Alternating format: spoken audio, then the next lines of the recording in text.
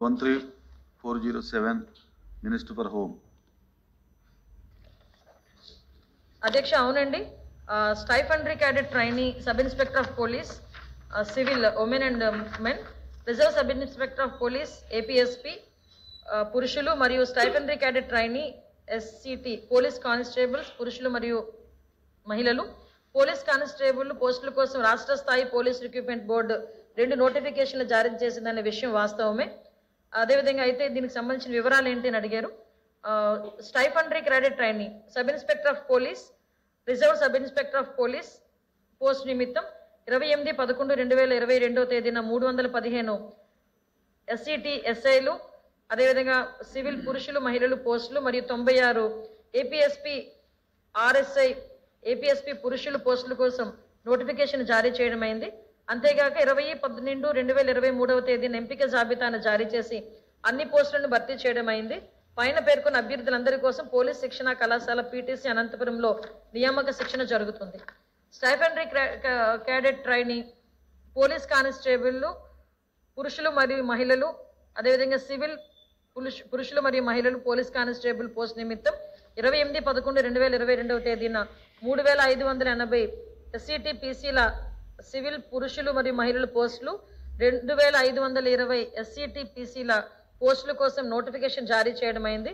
అంతేగాక 22/1/2023 తేదీన ప్రాథమిక రాత పరీక్ష నిర్వహించి 5/2/23 తేదీన ఫలితాలు ప్రకటించడం అయినది. ప్రాథమిక రాత పరీక్షలో మొత్తం 4,58,219 మంది అభ్యర్థులు హాజరయ్యారు. వారిలో 95,208 మంది అభ్యర్థులు అర్హత సాధించారు. తదనుసారంగా తాత్కాలికంగా 13/3/2023 తేదీ నుండి శారీరక కొలతల పరీక్ష మరియు శారీరక సామర్థ్య పరీక్ష నిర్వహించబడుతుందని 22/2/2023 తేదీన ప్రకటించడం అయింది. అయితే శారీరక కొలతల పరీక్ష, శారీరక సామర్థ్య పరీక్షలు శాసన పరిషత్ ఎన్నికల వల్ల వాయిదా వేయడమైనదని 13/3/2023 తేదీన ప్రకటించడమైనది. ఈలోగా విభిన్న వ్యక్తుల ద్వారా కొన్ని కోర్టు కేసులు దాఖలయ్యాయి.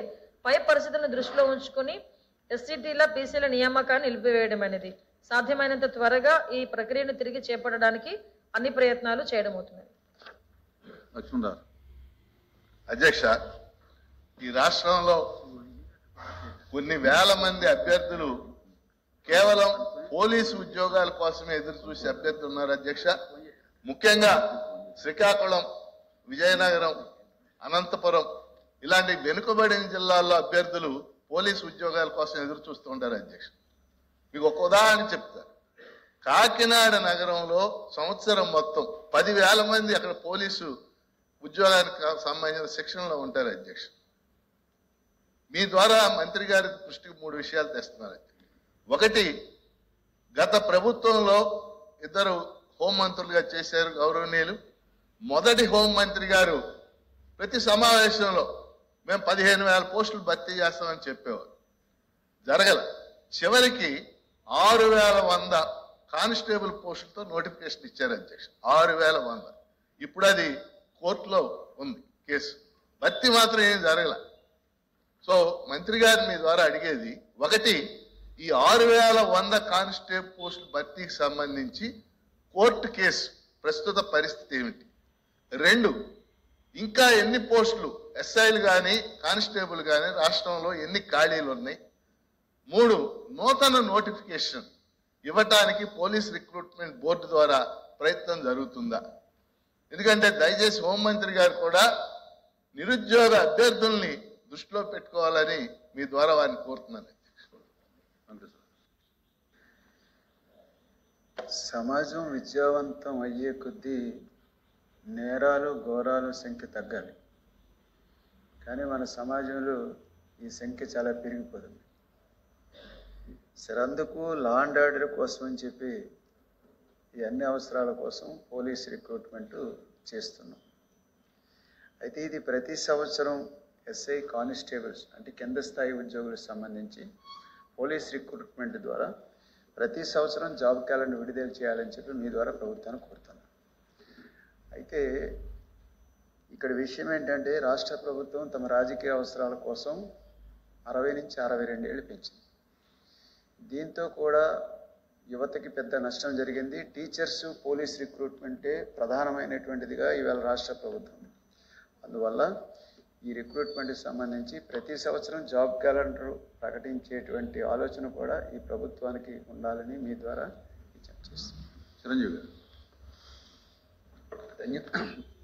ధన్యవాదాలు అధ్యక్ష. ఎమ్మెల్సీ ఎన్నికల్లో కానీ మొన్న సాధారణ ఎన్నికల్లో కానీ తెలుగుదేశం పార్టీ అధికారంలోకి వచ్చిందంటే యువత చాలా కీలక పాత్ర పోషించింది అధ్యక్ష. 2019 నుంచి యువత ఉద్యోగాల కొరకు ఎదురు చూస్తే 2022 నవంబర్లో పోలీస్ కానిస్టేబుల్కి సంబంధించి 6100 ఉద్యోగాల నోటిఫికేషన్ ఇవ్వడం జరిగింది. దీనికి సంబంధించి 2023 జనవరిలో ప్రాథమిక పరీక్ష నిర్వహించడం జరిగింది అధ్యక్ష. 2023 ఫిబ్రవరిలో ప్రాథమిక పరీక్ష ఫలితాలు ఇచ్చారు. ఇక్కడ గమనించాల్సిన విషయం ఏంటంటే కానిస్టేబుల్ పరీక్షకి 4,58,000 మంది అభ్యర్థులు పోటీ పడ్డారు అధ్యక్ష. ఫలితాల్లో 95,000 మందికి మెయిన్స్ క్వాలిఫై చేశారు. అయితే హోంగార్డ్స్ ఏం చేశారంటే మాకు సాధారణ అభ్యర్థులతో పాటు హోంగార్డ్స్ని ఇద్దరిని ఈక్వల్గా చూడకూడదు, మమ్మల్ని ప్రత్యేక కేటగిరీగా చూడాలి, మాకు కేటాయించిన ఉద్యోగాలు మాకే ఇవ్వాలి అనే ఒక కొత్త ప్రతిపాదన తెరపైకి తీసుకొచ్చి వీళ్ళు హైకోర్టుకు వెళ్ళారు అధ్యక్ష. హైకోర్టు వాళ్ళకి అనుకూలంగా తీర్పునివ్వడంతో సాధారణ అభ్యర్థుల తరపున Andhra Pradesh state level police recruitment board వారు సుప్రీంకోర్టుకు వెళ్ళారు అధ్యక్ష. ఆ తర్వాత ప్రభుత్వం దీనిపై రివ్యూ పిటిషన్ వేయకపోవడం, లాయర్ని పెట్టి సరిగ్గా కేసుని వాదించకపోవడం వల్ల ఇప్పటికీ ఆ కేసు తేలలేదు అధ్యక్ష. రాష్ట్ర వ్యాప్తంగా రాయలసీమ నుంచి చాలామంది, రాయలసీమ కానీ ఉత్తరాంధ్ర నుంచి కానీ చాలామంది నిరుద్యోగులు మాకు ఫోన్లు చేసి అడిగేది ఏంటంటే, ఒకటి, ఆ సుప్రీంకోర్టులో ఉన్న కేసుని ప్రభుత్వం తరఫున వేగంగా పాల్గొని క్లియర్ చేసి ఆ 6100 ఉద్యోగాలు క్లియర్ చేయండి. 2, మీరు మొదటి నుంచి తెలుగుదేశం పార్టీ అధికారంలోకి వస్తే జాబ్ క్యాలెండర్ ఇస్తామని చెప్తున్నారు, వేగంగా జాబ్ క్యాలెండర్ ఇచ్చి గత ప్రభుత్వం కంటే తెలుగుదేశం పార్టీ ప్రభుత్వం భిన్నము, ఇది నిరుద్యోగులకి అనుకూలంగా ఉన్న ప్రభుత్వము అని మాటల్లో కాదు చేతల్లో నిరూపించుకోండి అని చెప్పి చాలా మంది నిరుద్యోగులు మమ్మల్ని అడుగుతున్నారు అధ్యక్ష. కాబట్టి ఈ సందర్భంగా గౌరవ హోంమంత్రి గారిని, గౌరవ మానవ వనరుల శాఖ మంత్రి వర్యులను, ఇతర మంత్రివర్యులందరినీ మేము కోరేది ఏంటంటే వేగంగా దీనిపై నిర్ణయం తీసుకొని, ఎందుకంటే వాళ్ళు ఎంత బాధపడుతున్నారంటే 5 సంవత్సరాల నుంచి నోటిఫికేషన్ లేకపోవడంతో వాళ్ళు ఫిట్నెస్ కోల్పోతున్నారు అధ్యక్ష. ఇది యూనిఫామ్ ఉద్యోగం అధ్యక్ష. దీనివల్ల వాళ్ళు 5 సంవత్సరాల నుంచి ఫిట్నెస్ మెయింటైన్ చేయలేక చాలా బాధపడుతున్నారు. మీరు చూసే ఉంటారు పేపర్లో, ఒక అభ్యర్థి అయితే మార్నింగ్ వాకింగ్కి వెళ్ళి సడన్గా హార్ట్ అటాక్ వచ్చి చనిపోయాడు అధ్యక్ష. 25 సంవత్సరాల లోపల ఉన్న ఒక అభ్యర్థి, వాళ్ళ తల్లిదండ్రుల వేదన ఏంటో ఒకసారి మనం అర్థం చేసుకోవాలి అధ్యక్ష. కాబట్టి రాష్ట్ర వ్యాప్తంగా ఉన్న సుమారు 20 లక్షల నిరుద్యోగుల ప్రయోజనాలను దృష్టిలో పెట్టుకుని మంత్రివర్యులందరూ దీనిపై వేగంగా నిర్ణయం తీసుకొని నిరుద్యోగులకి మంచి భవిష్యత్తును ఇవ్వాలని నేను మీ ద్వారా కోరుకుంటున్నాను అధ్యక్ష. Thank you. అధ్యక్ష, నిజంగా సభ్యులు చెప్పినట్టుగా శ్రీకాకుళం అటు సైడ్గా ఉన్న వాళ్ళు కానీ కొంతమందికి కానీ యువతకి కానీ పోలీస్ ఉద్యోగం అంటే ఒక రకమైన ప్యాషన్ అధ్యక్ష. ఎంత చదువుకున్నా పోలీస్ ఉద్యోగం చేయాలి, ఆ కాకి చొక్కా వేసుకోవాలి అన్న ఒక తపన అయితే చాలా మందిలో ఉంటుంది. అయితే రిక్రూట్మెంట్స్ అన్నది ఈ పోలీస్ ఉద్యోగాల్లోని ఈ నియామకాలు అనేది కొంచెం లేట్ అవ్వటం, వీటన్నిటి వల్ల యువతలోని ఒక నైరాశ్యం ఉన్నది అన్న సంగతి అయితే మనం అందరం కూడా అర్థం చేసుకోవాలి. అది నిజమే అని చెప్పి కూడా చెప్పాలి అధ్యక్ష. ఇక్కడ మనం ఒకసారి అబ్జర్వ్ చేసుకుంటే అధ్యక్ష, అంటే నియామకాలు తొందరగా చేయాలి, నియామకాల ద్వారా తొందరగా యువతను కొంచెం ముందుకు తీసుకెళ్లాలనే ఉద్దేశంలో ఈ విషయం చెప్పడం జరుగుతుంది. 2014-19 మధ్య పోలీస్ సిబ్బంది రిక్రూట్ చేయడం జరిగింది. 8,629 మంది పోలీస్ రిక్రూట్మెంట్ జరిగింది సార్. కానీ ఇప్పుడు మనకి వచ్చేసరికి జాబ్ క్యాలెండర్ అన్నారు, అదన్నారు, ఇదన్నారు, యువతకు ఉద్యోగాలు అన్నారు, రకరకాలైన విషయాలను చెప్పిన తర్వాత 2019-24 మధ్యలోని 411 మంది ఎస్ఐలు మాత్రమే రిక్రూట్ చేయడం జరిగింది అధ్యక్ష. అంటే ఒకసారి ఇక్కడ విషయం అర్థం చేసుకుంటే అధ్యక్ష, రిక్రూట్మెంట్ ఒకటి నియామకాలు అయితే ఒక అయితే పోలీసుల్లో కొరత అయితే 19,999 మంది పోలీసు కొరత ఉంది అధ్యక్ష. ఇక్కడ విషయం ఏంటంటే మనం ఇక్కడ చూసుకోవాలి, పోలీస్ సిబ్బంది మీద ఎంత ప్రెజర్ ఉన్నదన్న సంగతి మనకు కూడా అర్థమవుతుంది. రోజు రోజుకి పెరుగుతున్న క్రైమ్ కానీ, రోజు రోజుకి పెరుగుతున్న గంజాయి స్మగ్లింగ్స్ కానీ, డ్రగ్స్ విషయంలో కానీ, what ever it may be, ఏం జరిగినా కూడా ఒక పక్క నుంచి విఐపి డ్యూటీస్ చేయటం, అన్ని విషయాలన్నీ కూడా చూసుకున్న దగ్గర 20,000 మంది పోలీసులు నియామకాలు జరగాలి, వాళ్ళు తక్కువ స్టాఫ్తో ఈరోజు వర్క్ చేస్తున్నారంటే ఒకసారి మనం కూడా ఆ పోలీస్ డిపార్ట్మెంట్ వైపు నుంచి కూడా మనం కూడా కంపల్సరీగా ఆలోచించాల్సిన అవసరం ఉంది. ఏదైతే 6,100 నియామకాల్లో హోంగార్డులకు సంబంధించి గౌరవ సభ్యులు చెప్పినట్టుగా అదైతే హోంగార్డుల విషయంలో ఏదైతే 1300 మందికి హోంగార్డులకి వాళ్ళకి నియామకాలకి సెపరేట్గా ఉంచడం జరిగింది. దానిలో 300 మంది మాత్రమే హోంగార్డులు క్వాలిఫై అయ్యారు. సో మిగతా వాళ్ళందరినీ కూడా క్వాలిఫికేషన్లో మాకు చేయాలి అనే ఉద్దేశంతో వాళ్ళందరూ కూడా కోర్టుకు వెళ్ళడం జరిగింది. వాళ్ళందరికీ కూడా హైకోర్టు సానుకూలంగా స్పందించిన తర్వాత గవర్నమెంట్ మళ్ళీ సుప్రీంకోర్టులో వేసింది అధ్యక్ష. దాని మీద కూడా as early as possible review petition వేయించి దానికి కూడా యాజ్ ఎర్లీ యాజ్ పాసిబుల్ దానికి రీబ్యాక్ అంటే దానికి ఒక పరిష్కారం చూపించి ఆ నియామకాలు కూడా త్వరగా పూర్తి చేస్తామని చెప్పి మీ అందరికీ కూడా తెలియజేసుకుంటున్నాం.